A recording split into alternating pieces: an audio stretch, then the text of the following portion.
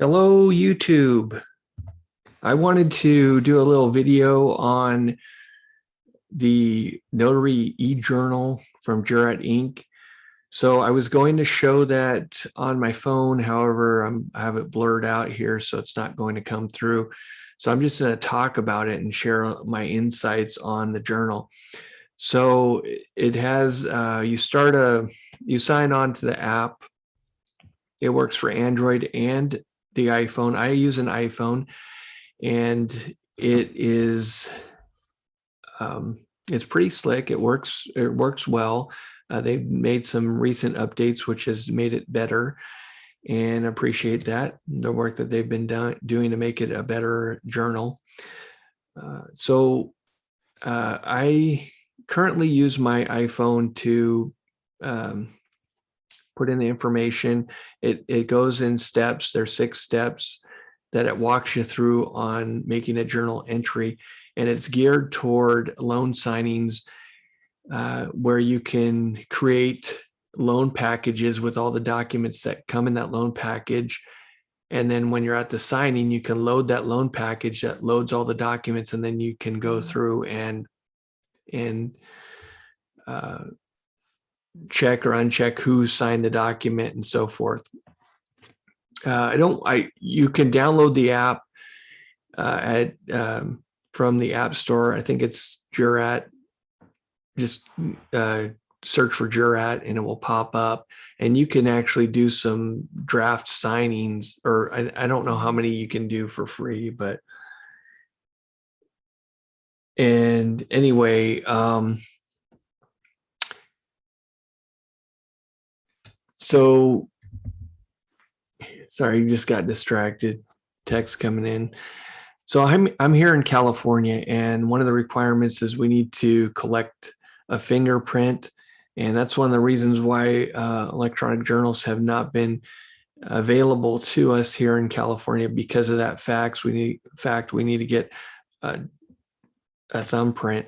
So he has this little thumbprint reader that is available, that is a Bluetooth thumbprint reader that you can collect the thumbprint. And actually, in the software, if you don't have a thumb, you can pick what digit you want that you're collecting. It makes a note of that. But one thing that you need to recognize on this is, if you have 2 signers at your table, every time you get a thumbprint, you need to use a microfiber cloth to clean that glass off. Otherwise, it won't work as well. Not saying it's necessary, but I found that that's a good thing to do. The other thing that I purchased was one of these little pen little jobbies, so people can sign on my iPhone. So I don't like the iPhone. Shoot, this guy's calling me. Hold on. Let me put on pause here. Shoot. Okay, so I'm back again, and so I was talking about the pencil. So I use the iPhone. I need an iPad. The iPad is larger and will work better for this kind of thing. My phone is not the best device to use, just because there's a lot of things going on. There is a couple issues that I do have. If you're in an area where internet is not available, that can be an issue, because it needs to upload to the cloud your journal entries. And so what happened to me a month ago, I've only been using it about a month. I tried to upload, it couldn't connect. And then I went to another signing, started that signing, and then it uploaded my second signing first, and then the previous signing. So it needs to be in sequential order. And what happened is the journal goes by the upload time instead of the end time of journal. So I asked for that to be corrected and explained why, but I don't think it has been corrected. But anyway, so that's the one issue where it looks like it's out of order, even though it's not out of order. Just it sorts your journal entries by the upload time. So it keeps track of the start time, the end time, and the upload time, and that's all listed in the journal entry. That's good. I know that some people have put online that they take their journal, they start their journal entry and put everything in there and make this draft, and then when they get the signing, they do it. The thing, I don't like that, because if you start at 8 in the morning and then your signing's at 7 at night, for example, it's going to show, hey, I started this at 8, but I closed it at 7 at night, or whatever, whenever you close the transaction. So it's going to have that information there. So I don't like to do that. You can if you want, but if you're looking at your journal and somebody says, well, why did you start this journal entry at 8 in the morning and you ended it at 7 at night? It's like, well, I had 5 signings and that's why I put all these drafts in there. And then this is when it was actually completed. I don't want to go through that. I want to start a transaction or start a journal entry. And so it's going to say, I start it when I get there, put in their IDs and everything, and then go through. And he does have a loan package feature where you can load a loan package. It will put all the documents in there, and you continue through the journaling process. And then at the end, it's going to have a start time and an end time. And then you can judge, hey, this signing took me an hour, this signing took me a half hour, whatever. You can base that off of your journal entries and see that demographic, if you chart that information, or if you want to just get an idea of what you're doing, how long it's taking for a loan signing.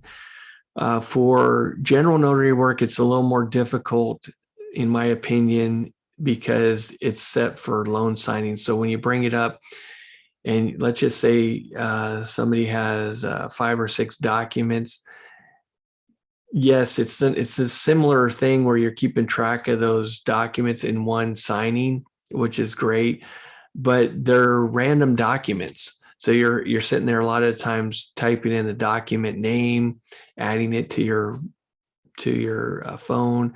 Takes a bit of time to do that, and you won't know those documents ahead of time unless you ask the signer when they call and say, hey, we need to make an appointment. You say, okay, what are the document names? So then you can put them in ahead of time. If you're not that way, or don't trust the people to tell you the right document name, then you have to do it on the fly, which I do on the fly. I'm not going to do that extra work ahead of time. And then I type something in wrong, so I don't want to do that. So I'm going to bring up what it looks like on the web interface, because I want to show you that's like to see your information, your journal entries.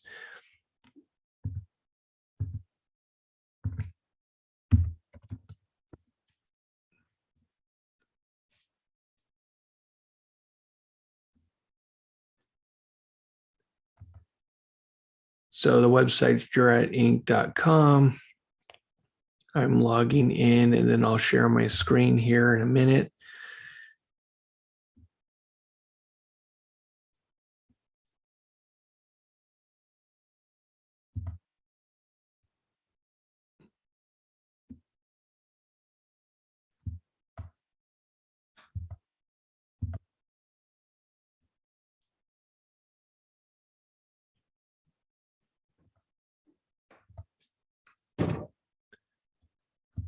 Okay, so here's my screen here. So this is just an entry I did today. So I started at 9:46. I completed at 9:49.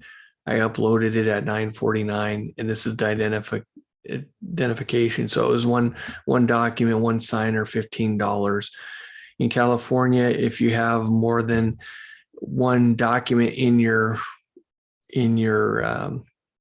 signing, you need to go down here to the notes and put $15 notarization or so forth.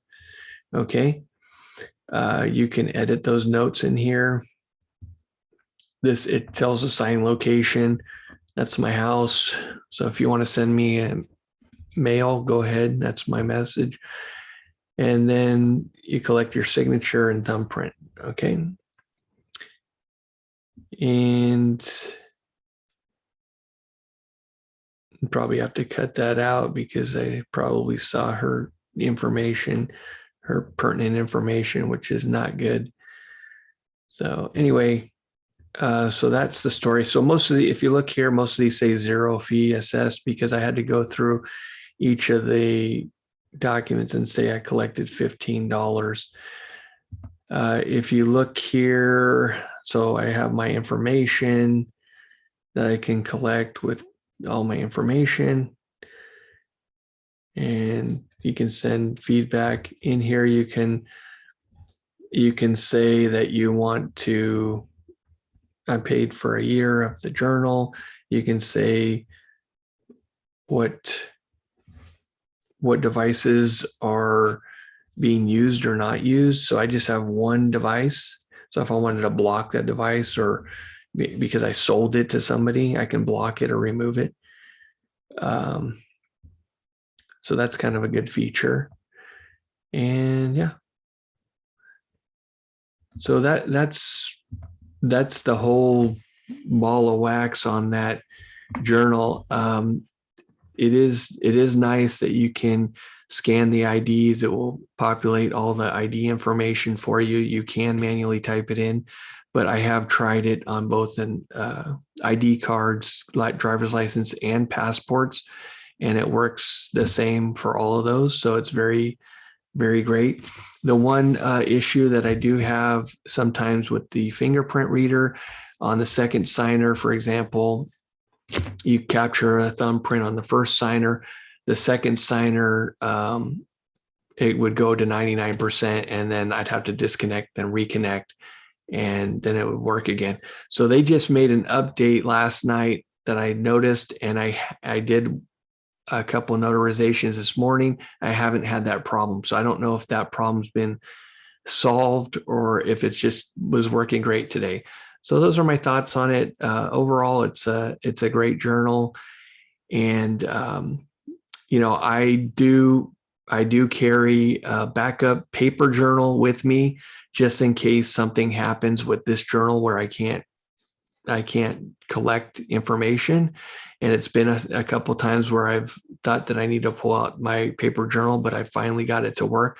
So just keep that in mind, that you want to have a backup for electronic journals. So if your phone blows up or your device does not work and you're like, okay, I can't use that now, and I'm here at the table, you need to be able to collect those journal entries.